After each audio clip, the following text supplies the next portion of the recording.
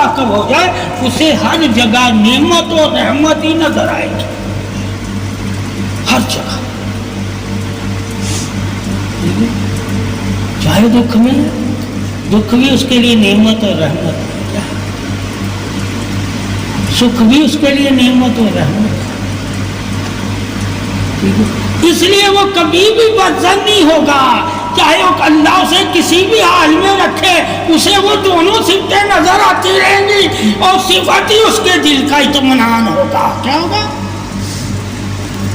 مگر ہم اللہ کی صفتوں پہ نظر نہیں رکھتے، ہم اللہ کی بنی ہوئی چیزوں پہ نظر رکھ لیتے ہیں، ٹھیک ہے؟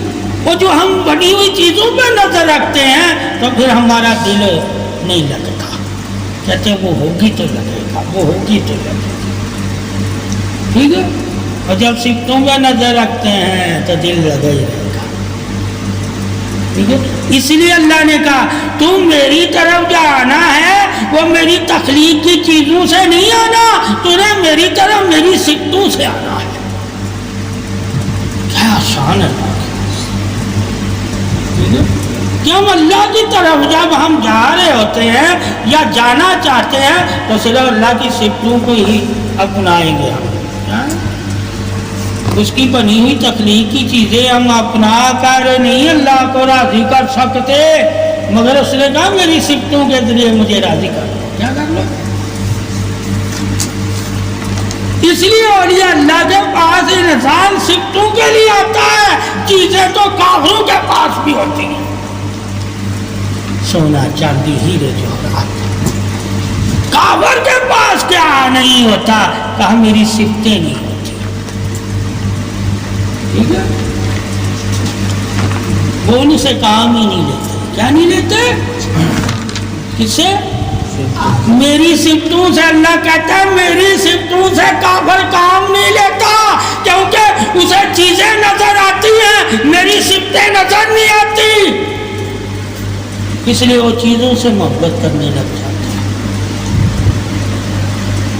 اور جو ایمان والے ہوتے ہیں وہ چیزیں قربان کرتے ہیں اور صفتوں سے محبت کرنے لگ جاتے ہیں، یعنی کہ میرے راہ میں وہ چیزیں دیکھیں گے میری صفت کو پانے کے لیے، کس کو پانے کے لیے؟ میری صفت کو پانے کے لیے، تو اللہ کی صفت ہی، ٹھیک ہے، اللہ کے قرب کی دلیل ہے۔ جہاں اللہ کی صفت کام کر رہی ہو جان جاؤ کہ اللہ تعالی وہاں راضی ہے تو صفت کام کر رہی ہے،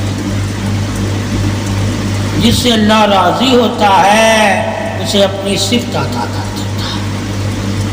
دولت تو اللہ کافر کو بھی دیتا ہے، اللہ اس سے راضی نہیں ہے، مگر دنیا کے مال و زر کی دولتیں، حسن دنیا کا، زمین، ہر چیز کافر کے پاس ہے۔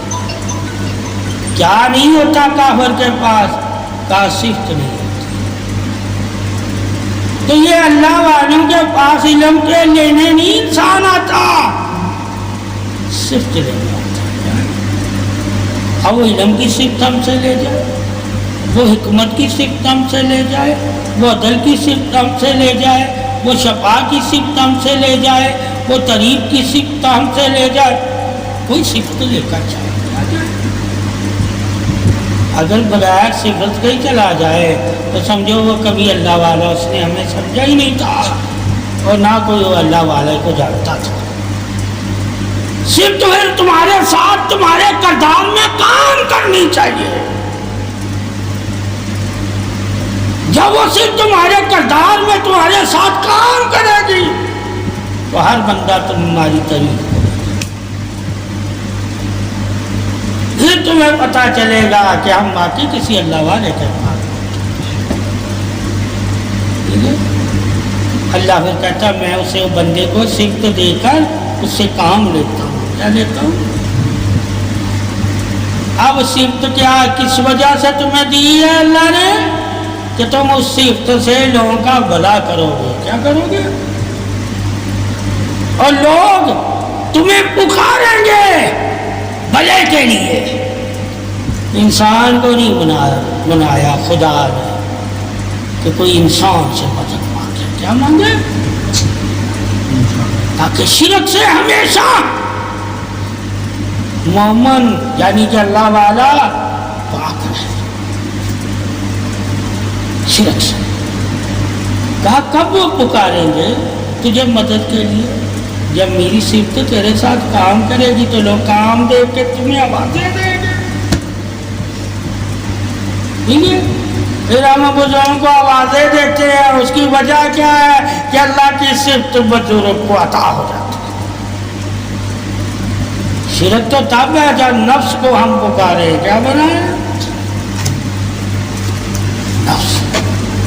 نفس کسی کی مدد نہیں کرتا، چاہے زندہ ہو چاہے کلو نفس ذائقۃ الموت میں آ جائے. دونوں حالت میں جب حدیثیں پڑھو گے تو نفس تمہارا مددگار ہے ہی نہیں ہے. اسے تو تمہیں تابع کرنا ہے. ٹھیک ہے؟ پھر ہمیں علم ہوگا کیا اولیاء کو کیوں مانتے ہیں. اللہ نے انہیں اپنی صفتیں عطا کی ہوتی ہیں. ٹھیک ہے؟ یہ اصل وجہ ہے اللہ والوں کو ماننے کے لیے. ٹھیک ہے؟ علم وجہ نہیں ہے، صفت وجہ ہے. اور عالم کو کیوں مانتے ہیں؟ وہ علم سے صفتوں کی عظمت بتاتے ہیں. کیا بتاتے ہیں؟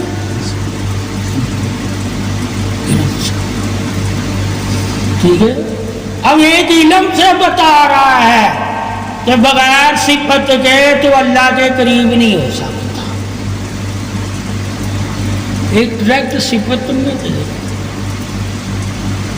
تو قریب ہو جا. باقی سارے خدا نے اللہ تمہیں خود دے دے گا. طریقہ کیا ہے؟ ایک خزانے حاصل کر کے اللہ کی طریق عظمت کو جان کے اللہ کے قریب ہو رہا ہے. ٹھیک ہے؟ ایک صرف اللہ کو جانتا، اس کے خزانوں کا اسے علم نہیں. جب قریب ہو جاتا ہے اللہ پردوں سے اس کے پردے ہٹاتا ہے اور اپنی خزانے دکھاتا ہے. ایک علم کے ذریعے خزانے دیکھ کے اللہ کی حمد و ثنا کر رہا ہوتا ہے. ایک حمد و ثنا کے ذریعے اللہ کے خزانے دیکھ کے اللہ کی عظمت بیان کر رہا ہوتا ہے. دونوں ہی تو تعریف کرتے ہیں اللہ کی. چاہے علم والا بھی تمہیں کوئی ملے تو اللہ کی تعریف والا ملنا چاہیے. چاہے صفت والا تجھے کوئی ملے مگر اللہ کی تعریف والا ملنا چاہیے. یہی حقیقت ہے اسلام میں. اور جو اللہ کی تعریف پہ غافل ہو، چاہے وہ علم والا ہے چاہے وہ صفت والا ہے، وہ مردہ ہے اور مرے ہوئے تمہاری مدد نہیں کرتے. مدد زندہ کرتے ہیں. کیا کرتے ہیں؟ ٹھیک ہے؟ اس لیے کہتے ہیں کہ زندہ رہ کے بھی وہ شخص موجودوں سے بدتر ہے جس کے اندر سے احساس مر جاتا ہے. کیا مر جاتا ہے؟ احساس تمہارے لیے سب سے بڑا سیکھنے اور سکھانے کا ٹھہراؤ ہے. جب تک تیرے اندر احساس ہے تو میں کیوں جاتا ہوں، میں کیا کر رہا ہوں، اپنے آپ کو بدلتے رہو. جب احساس ہی نہیں ہوگا اپنے آپ کو بدلو گے نہیں. اس لیے مردہ اپنے آپ کو بدل نہیں سکتا کیونکہ اس کا احساس تو ہوتا ہے مگر اس احساس پہ کام نہیں کرتا. اسی طرح تمہارے دل میں بزرگ اور علم والے احساس پیدا کرتے ہیں تاکہ تمہیں احساس ہو اور تم اس احساس پہ کام کرو تو زندہ ہو جاؤ. یہ وجہ ہوتی ہے. اس لیے صحبت کا حکم ہے، صحبت لو. کیوں مردہ صحبت نہیں لے سکتا؟ یا نہیں لے سکتا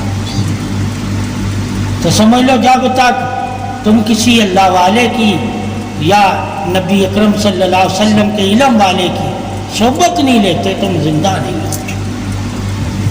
تم زندہ نہیں. صحبت ہی زندگی ہے. کیا ہے؟ صحبت. اب تو نے کس کی صحبت لی ہے ویسی زندگی تجھے ملے گی. ملے گی ٹھیک ہے. اگر تم ایسی زندگی نہیں حاصل کرتے تو تم صحبت والے کو دھوکہ دے رہے ہو. صحبت زندگی کے لیے نہیں تھی. کیا نہیں تھی؟ تو اگر وہ زندگی نہیں ہم بناتے صحبت لے کر تو ہم خود کو بھی دھوکہ دے رہے ہیں اور جس کی صحبت لی اسے بھی دھوکہ دے رہے ہیں. ٹھیک ہے. اس لیے کہتے ہیں دھوکے باز کون ہوتا ہے؟ منافق ہوتا ہے.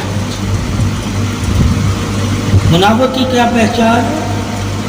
اس کا دل مردہ ہوتا ہے. وہ صحبت میں رہ کے بھی نہیں بدلتا. ٹھیک ہے.